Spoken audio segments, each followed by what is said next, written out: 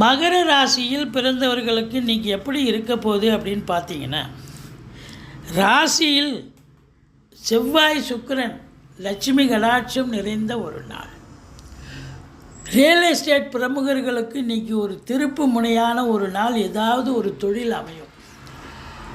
வெளிநாடு செல்லவிருக்கும் இளைஞர்களுக்கு நல்ல தகவல் வரும். அதே நேரத்தில் பணம் பல வகையில் வந்தாலும் கொடுக்கல் வாங்கல் செய்ய வேண்டாம். மற்றபடி உங்களுக்கு இன்றைக்கி 7ஆம் இடத்து அதிபதி சந்திரன் 7இல் ஆட்சி பீடத்தில் இருப்பதால் வாழ்க்கை துணை அல்லது மனைவியால் யோக பாக்கியங்கள் கிடைக்கக்கூடிய ஒரு நாள்.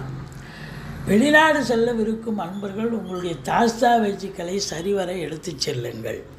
மற்றபடி தொழிலில் கேட்குற இடத்துல கடன் கிடைக்கும். கடனை வாங்கி தொழிலில் போடுங்க. நல்ல தொழில் அபிவிருத்தியாகும். உத்தியோகத்தில் இருக்கிறவங்களுக்கு